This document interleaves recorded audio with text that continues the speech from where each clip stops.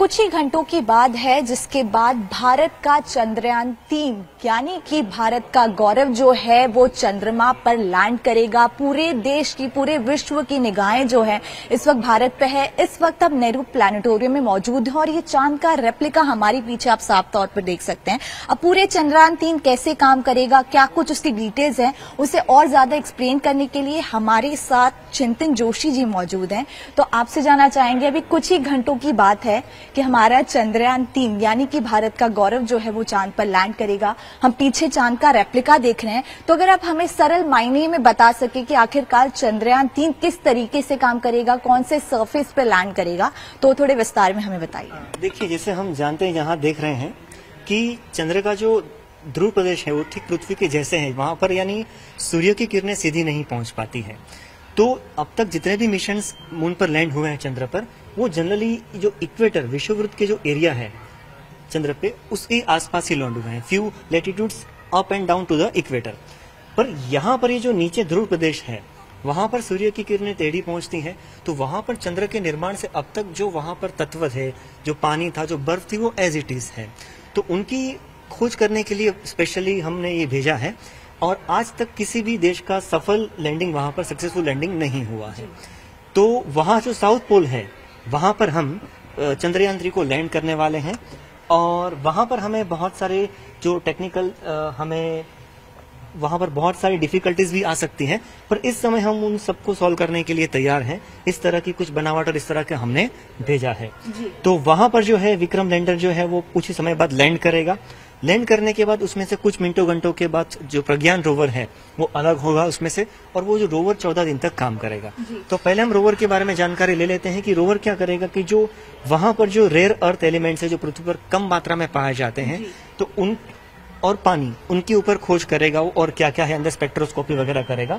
और जो विक्रम लैंडर है जो लैंड करेगा, मैन जो सॉफ्ट लैंडिंग करेगा, उसके पास बेसिकली जनरली 3 ऑब्जेक्टिव्स होंगे। पहला तो अर्थ की जो मून की जो सिस्मिक एक्टिविटी है, वहां पर क्वैक्स आते हैं, कितने भूकंप आते हैं, उसकी जानकारी लेगा। उसके बाद जो हीट फ्लो होती है, थर्मल फ्लोइंग जो होता है सरफेस के ऊपर, उसकी वो जानकारी जुटाएगा। और तीसरी जो है मून का जो क्रस्ट एंड मेंटल है उसको डीनिलेट करेगा, मतलब कि वो एग्जैक्टली कहाँ से जाता है, जमीन के कितने नीचे क्रस्ट है, कितने नीचे से मेंटल शुरू होता है, वो हमें पता है, बट उसको और एक्यूरेसी से और प्रिसाइज से मैपिंग फिर से करेगा। चिंतन जी, इस बार कौन से हम साउथ पोल पे, साउथ सरफेस पे जो है वो लैंड करने वाले हैं, तो इस बार हमने साउथ सरफेस ही क्यों चुना है? क्योंकि अभी तक किसी का भी आई थिंक सो वहां पर लैंड जो है चंद्रयान-3 वो नहीं हुआ है, तो इस बार भारत ने साउथ सरफेस को ही क्यों चुना है? इसका कारण ऐसा है कि जैसे मैंने आपको कहा कि इक्वेटर पर बहुत सारे लैंडिंग्स हो चुके हैं, तो हमें इक्वेटर पे क्या क्या है, हम क्या कर सकते हैं, इसके बारे में ऑलमोस्ट सारी जानकारी है।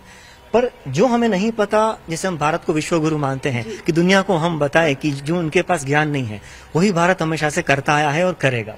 तो दक्षिण ध्रुव के बारे में बहुत कम जानकारी थी, क्योंकि वहां पर it is a very difficult task, क्योंकि वहां पर ठंड भी बहुत होती है, क्योंकि सूर्य की किरणें टेढ़ी पहुंचती है। तो ठंड में जो है कोई किसी भी इक्विपमेंट जो है बिगड़ने की संभावना ज्यादा होती है, क्योंकि कभी कभी टेम्परेचर -250 सेंटीग्रेड के नीचे वहां पर पहुंच जाता है। साउथ सरफेस अगर हम मून पे देखें तो साउथ सरफेस अभी कौन सा है, अगर आप दर्शकों को दिखा सकते हैं, तो ये वही एरिया है जहां पर हमारा चंद्रयान-3 जो है कल 6:04 पर लैंड हो सकता है। और ये सरफेस के बारे में आप कुछ बता रहे थे, जानकारी दे रहे थे। हाँ, तो यहाँ पर जो है रेयर मेटल्स भी हो सकते हैं कि जैसे वहां पर सूर्य की रोशनी कम पड़ी है, तो जब चंद्र या चंद्र का निर्माण हुआ, तब वहां पर जो बर्फ थी, जो वहां पर मटेरियल है, जो वहां पर पानी था, वो जैसे था वैसा ही है। क्योंकि चंद्र पर एटमॉस्फेयर ऑलमोस्ट निग्लिजिबल है, तो वो एक फ्रिज की तरह काम करता है कि आपने वहां पर कोई चीज रख दी तो अरबों साल तक ऐसे रहेगी, क्योंकि वहां उसे बिगाड़ने के लिए एटमॉस्फेयर या वातावरण नहीं है। तो वहां पर जो कुछ है उसकी हम स्टडी करना चाहिए। ये जो मॉडल है यहाँ पर हमें दिख रहा है, तो ये मॉडल कौन सा है? चंद्रयान-1 का है, चंद्रयान, थोड़ा अगर आप विस्तार में आप देख रहे हो वो चंद्रयान-2 का मॉडल है।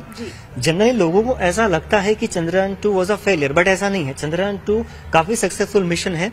इसने जमीन के नीचे बहुत सारे एलिमेंट्स भी खोजे थे, और ये ऑर्बिटर का मॉडल है। जो चंद्रयान जब 2 में से जो लैंडर लैंड होना था वो टेढ़ा लैंड हुआ था, पर उसकी जो ड्यूरेशन था काम करने का वो 14-15 दिन तक था। जबकि अगर आप इस ऑर्बिटर की बात करें तो ये एटलीस्ट मिनिमम 7 साल तक चंद्र को ऑर्बिट करता रहेगा, आज भी कर रहा है। तो ये मून के जो नेग्लिजिबल एटमॉस्फेयर उसकी भी स्टडी करेगा, सनरेज जो सन से आते हैं उसकी स्टडी करेगा, उसके अलावा जो मून डस्ट है उसकी स्टडी की जाएगी। अदर देन दैट जो मून का मैपिंग है वो भी और अच्छी तरह से हम कर पाएंगे। क्योंकि इसी तरीके का कुछ चंद्रयान-3 भी अभी ऐसे ही कोई एरिया में जो है वो घूम रहा होगा, अभी कहाँ तक पहुंचा होगा? चंद्रयान-3 में केवल लैंडर है और रोवर है। जो लैंडर अलग हुआ प्रोपल्शन मॉडल के बाद वो अर्थ की स्टडी करेगा। चंद्र के आसपास घूमने वाला इसमें कोई ऑर्बिटर नहीं है। और लैंडिंग इतनी ज्यादा अहम क्यों मानी जाती है? आखिरी के कुछ मिनट कहा जाता है काफी ज्यादा इंपॉर्टेंट होते हैं कोई भी चंद्रयान-3 के लिए, तो उसके बारे में बताइए कि कौन से सरफेस पे लैंड होगा, कैसे लैंड होगा, और इस बार स्तंभ जो है वो 5 की जगह 4 लगाए गए हैं, तो उसके बारे में थोड़ी जानकारी। कैसा है कि जब जैसे हम नॉर्मल एरोप्लेन में कहते हैं कि टेक ऑफ जनरली इजी होता है, लैंडिंग इज टू डिफिकल्ट, क्योंकि उसमें जो है आपका एक पर्टिकुलर एंगल भी काम करता है। और ये जो सरफेस है जैसे हम कहते हैं ये हमारे सबके लिए न्यू है। यहाँ पर बहुत बार लैंडिंग हो चुकी है, यहाँ पर लैंडिंग काफी कम हुई है। तो उस तरह के जो टफ डिफिकल्ट एरियाज में हम डिफिकल्ट टास्क कर रहे हैं, तो हमारा जो है वो काफी एम डिफिकल्ट कहते हैं कि वहां पर उपलब्धि का पाना काफी डिफिकल्ट हो जाएगा, but India will get success, Bharat को सक्सेस मिल जाएगी आराम से, ऐसे हमारा विश्वास। तो आपका कहना है कि ये जो सरफेस आप बार बार दिखा रहे हैं, यहाँ पर कई बार चीजें जो है वो लैंड हो चुकी हैं, लेकिन साउथ सरफेस पे पहली बार जो है कोई भी सॉफ्ट लैंडिंग की बात करेंगे। तो ये तो आपने एक चंद्रमा का हमें रेप्लिका दिखा दिया, तो हम थोड़ा सरफेस के बारे में जानकारी आपसे लेना चाहेंगे। यहाँ पर पूरा सरफेस का रेप्लिका जो है हम वो साफ तौर पर देख सकते हैं। यहाँ पे देखिए चांद पे भी कई सारे गड्ढे होते हैं, तो लैंडिंग के वक्त ये गड्ढे कितनी ज्यादा मतलब प्रॉब्लम्स जो है वो हमारे चंद्रयान-3 को दे सकते हैं, वो ग्रिप कैसे जो है वो हमारा चंद्रयान-3 चांद पर पकड़ेगा, थोड़ा डिटेल में बताइए। मान लीजिए कि आपके जो हमारा जो चंद्रयान है उसे यहाँ लैंड होना है, पर अगर मान लीजिए थोड़ी सी गड़बड़ हुई तो यहाँ या कहीं पर आगे पहाड़ पे कहीं पर गिर सकता है या लैंड हो सकता है। तो लैंड होने से क्या होगा, वो टेढ़ा भी हो सकता है। तो ये काफी जरूरी है कि हमने जो स्पॉट नक्की किया है वहां पर एग्जैक्टली वहां पर लैंडिंग हो चंद्रयान-3 की। और इसके लिए जैसे कि पिछली बार हमारा जो ऐसा लैंडर मॉडल था, उसमें 5 ऐसे जो थे लेग्स थे। इस बार जो सेंटर लेग है उसे रिमूव करके केवल 4 ही रखे गए हैं, तो अपने आप को अच्छे से बैलेंस कर पाए और थ्रस्ट में बदलाव दे पाए। और कितने दिन तक अगर हम लैंडिंग कर लिए तो कितने दिन जो है चंद्रमा के आसपास चीजें घूमे, और कितनी डिटेल्स, जैसे अभी आपने बताया कि चंद्रयान-2 को हम ये नहीं कह सकते कि वो फेल हुआ है, तो इसके बारे में थोड़ी और जानकारी दीजिए कि अगर हम लैंड हो गए कल तो उसके बाद कैसी सारी चीजें काम होंगी। लैंड होने के बाद जो विक्रम लैंडर है उसमें से कुछ मिनटों बाद रोवर अलग हो जाएगा। रोवर जो है वो रोवर 14 दिन तक वहां पर काम करेगा। 14 दिन के अंदर वो वहां पर जमीन के नीचे कौन से रेयर एलिमेंट्स है जो पृथ्वी पर ऑलमोस्ट नहीं पाए जाते या कम मात्रा में पाए जाते हैं, उसके ऊपर स्टडी होगी। जमीन के नीचे जो पानी है जो चंद्रयान-1 ने खोजा था उसकी भी स्टडी वहां पर होगी। और जो लैंडर है वो अर्थ, जिसपे अर्थ क्वेक आते हैं वैसे मून क्वेक्स भी आते हैं, तो वहां पर कितनी फ्रीक्वेंसी से आते हैं, कितने प्रमाण में आते हैं भूकंप, उसकी स्टडी होगी।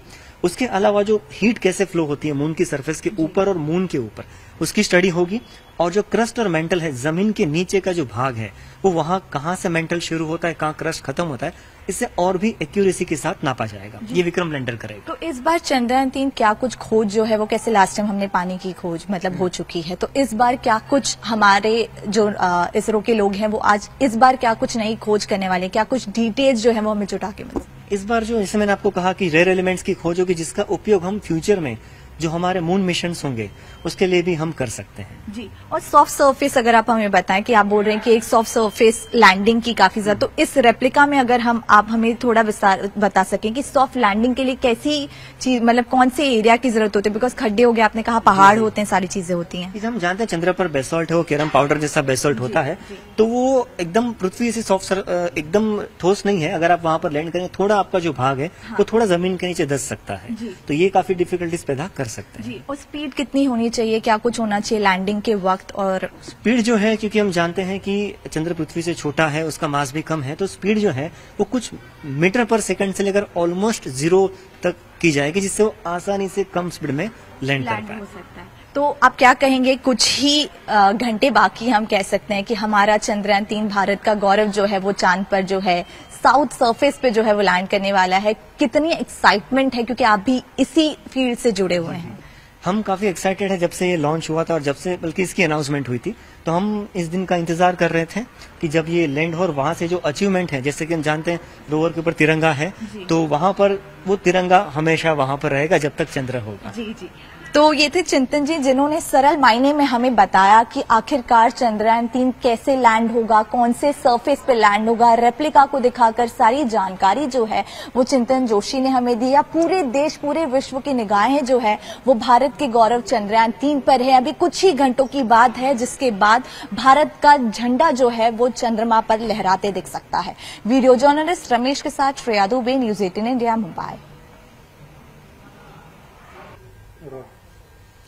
कुछ ही घंटों का इंतजार जिसके बाद भारत का चंद्रयान-3 जो है वो चांद पर लैंड कर जाएगा। और ऐसे में जीएसएलवी चंद्रयान-3 का इतना इंपॉर्टेंट पार्ट क्यों है, उसकी जानकारी हमें देने के लिए हमारे साथ रोहन मौजूद है। तो रोहन, पहले तो हमें बताइए कि पीएसएलवी और जीएसएलवी में कितना डिफरेंस है, क्योंकि जीएसएलवी चंद्रयान-2 और चंद्रयान-3 में काम आया था और पीएसएलवी चंद्रयान-1 के लिए काम आया था। तो थोड़ा हमें पूरे डीपली एक्सप्लेन करिए कि दोनों में डिफरेंस क्या है और इस बार भी चंद्रयान-3 में जीएसएलवी का इस्तेमाल क्यों किया था। जैसे चंद्रयान-1 में पीएसएलवी यूज किया था क्योंकि वहां पे उन्होंने सिर्फ एक ऑर्बिटर था और एक इम्पैक्टर था। ओके, चंद्रयान-2 और 3 में हम लोग ने ऑर्बिटर और लैंडर और रोवर वो तीनों किया, तो उसका पेलोड ज्यादा है, तो उसके लिए जीएसएलवी यूज किया है।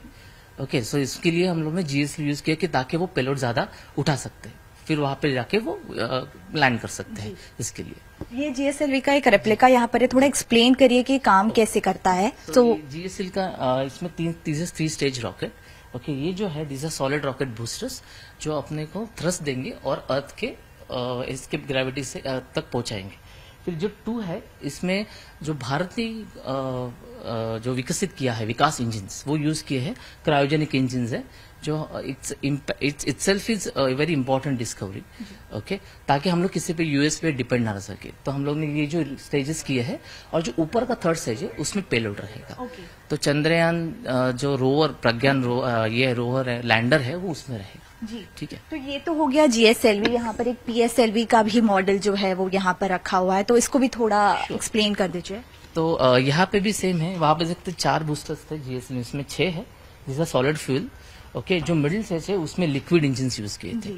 ओके, और जो उसमें है 3rd stage that was the impactor था और चंद्रयान का ऑर्बिटर था चंद्रयान। जी जी। ओके, तो रोहन, ये जानना चाहेंगे कि लैंडिंग के वक्त इस बार जो है 5 स्तंभ का इस्तेमाल नहीं किया गया है, जिस तरीके से चंद्रयान-2 में जो है वो इस्तेमाल किया गया था। इस बार 4 स्तंभ जो है वो हैं, तो उसके बारे में बताइए। लैंडिंग के वक्त स्पीड कितनी होनी चाहिए, कौन से सरफेस पे लैंड होगा, और इस बार साउथ सरफेस को ही क्यों जो है वो चुना गया है? क्या पहले से पिक्चर्स एंड लोकेशन डिसाइड किए थे? हाँ, तो पहले मतलब चंद्रयान-2 का जो रोवर था, प्रज्ञान रोवर था, वो अनफॉर्चुनेटली मिसकम्युनिकेशन वजह से क्रैश लैंडिंग हुआ था। तो अभी चांद की सतह जो है वो बहुत ही सॉलिड है।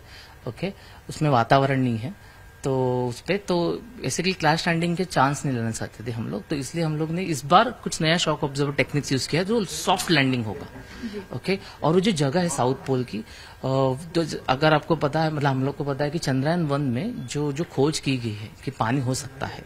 ओके, तो साउथ पोल में अभी तक कोई मिशन नहीं है, तो शायद वहां पे हो सकता है, क्योंकि क्रेटर्स के अंदर कि जहां पे किरणें कम होती है, तो वहां पे सेडिमेंट्स में या रॉक के अंदर पानी हो सकता है, पॉसिबिलिटीज है। तो वो डिस्कवर करने के लिए जैसे चंद्रयान-3 मिशन का इस्तेमाल किया। किसी रशिया का भी लूना 25 जो है वो पहुंचने वाला था लेकिन फेल हो गया, तो क्या आपको लग रहा है कि क्या उस टाइम पे क्या कुछ डिफिकल्टी साबित हुई कि वो नहीं पहुंच पाए? थोड़ा वो भी एक्सप्लेन करिए। एंड कॉस्टिंग को लेकर भी काफी ज्यादा चर्चे हो रहे हैं, और दिन मतलब कैसे उन्हें काफी कम दिन लगे चंद्रमा पर पहुंचने पे, हमें थोड़ी सी हाँ, तो बेसिकली कॉस्ट जो स्पीड है, अगर आपने देखा कि रशिया का जो लूना 25 जो क्रैश हुआ अनफॉर्चुनेटली, ओके, तो वो टेक्निकल ग्लिच था, कम्युनिकेशन ग्लिच है, क्योंकि साउथ पोल में कभी कभी सूरज की जो किरणें, जो अपने कम्युनिकेशन जो होता है अर्थ के साथ, वो शायद स्थापित नहीं हुआ होगा। और दूसरी चीज है कि जो कॉस्टिंग है, कि अगर आपने देखा वो 5 दिन में रशिया का जो उन्होंने लैंड करने की कोशिश की थी, तो उसके लिए उतना लिक्विड फ्यूल इंजन जो है वो बहुत, तो उससे कॉस्टिंग ऑटोमेटिकली बढ़ता है। मगर यहाँ पे हम लोग ने ग्रेविटी असिस्ट का सहारा लेके, जैसे हम लोग ने मंगलयान में भी किया था, तो लो कॉस्ट में हाफ दी बजट में हम लोग ने वो स्थापित करने की कोशिश कर रहे हैं, वो मिशन पूरा करने की कोशिश कर रहे हैं। और ये बताइए कि आखिरी के चंद मिनट इतने ज्यादा अहम क्यों माने जाते हैं? कहा जाता है कि लैंडिंग काफी ज्यादा इंपॉर्टेंट है और चांद पे काफी ज्यादा गड्ढे भी हैं, तो वो सरफेस, वो जगह कैसे चुनी जाती है? काफी सारी पिक्चर्स भी जो है वो बाहर आ रही, जो काफी ज्यादा क्लियर और क्लोज नजर आ रही। तो वो जो पिक्चर्स आ रही वो ऑर्बिटर से है, चंद्रयान-1 के। ओके, तो वहां से हम लोग ने पहले से ये सब प्लान कि कहाँ पे उतरना है, कि साउथ पोल पे कहाँ पे उतरना है, कि जाके ताकि वो कम्युनिकेट भी अर्थ के साथ कर सके। और जैसे ही वो जो लैंडर्स या फिर जो रोवर निकलेगा या फिर जो लैंडर पहले सॉफ्ट लैंड होगा, तो वो कम्युनिकेशन विल बी मैन्युअल, क्योंकि वहां पे रॉकेट में कोई इंसान नहीं है। तो जो भी है वो अर्थ स्टेशन से हम लोग ने मैनुअल करना पड़ेगा, मैन्युअल उसको। तो उसके लिए ये जो चंद सेकंड्स या फिर चंद मिनट्स है वो बहुत काफी इंपॉर्टेंट है कि उसका अगर कुछ टेक्निकल ग्लिचेस आए, तो हम लोग ने अभी रिजल्ट देखा लूना 25 का, तो वो ना हो, इसलिए वो बहुत ही इंपॉर्टेंट है। बहुत ही हर एक स्टेप से उनको जाना पड़ेगा ताकि वो आराम से उतर सके। जी, मेरा आखिरी सवाल ये है, कुछ ही घंटों का इंतजार है जिसके बाद भारत का तिरंगा चांद पर एक बार फिर लहराएगा, तो इसको लेकर क्या कुछ विशेष, कितनी ज्यादा एक्साइटमेंट जो है आप लोगों के अंदर? बहुत है, क्योंकि हमने जब ये लॉन्च हुआ था तभी यहाँ से दिखाया था और हर उन्होंने देखा कि जो भी छोटे बच्चे से लेकर बूढ़े तक बहुत ही एक्साइटेड थे। चंद्रयान-3 मिशन बहुत ही इंपॉर्टेंट है पहले से, इवन इंक्लूडिंग चंद्रयान-1, 2 और 3, क्योंकि पोलर जो अपोलो मिशन यूएस के थे वो एक लैंडिंग के लिए थे कि ह्यूमन वहां पे जाने के लिए। Now this is the scientific research और इंडिया के लिए बहुत ही इंपॉर्टेंट रिसर्च है ये। अगर उससे हम लोग ने जैसे पानी का जो खोज की, जैसे मंगल अब तक पानी के लिए मशहूर था, तो ये भी हो सकता है कि यहाँ पे पानी का कुछ पॉसिबिलिटीज है। तो अगर हम लोग मंगलयान के लिए, मंगल मिशन के लिए कर रहे, तो this will be a start point G, and stop point also यहाँ पे। तो इसलिए वो इम्पोर्टेंट। जी, बहुत बहुत शुक्रिया हमसे बात करने के लिए। तो ये थे हमारे साथ रोहन, जिन्होंने बताया कि जीएसएलवी और पीएसएलवी में डिफरेंस क्या है, और साफ तौर पर पूरा देश इस बात का इंतजार कर रहा है कि आखिरकार हमारा चंद्रयान-3 कब चांद पर लैंड करेगा और एक बार फिर जो है भारत का तिरंगा चंद्रमा पर लहराएगा।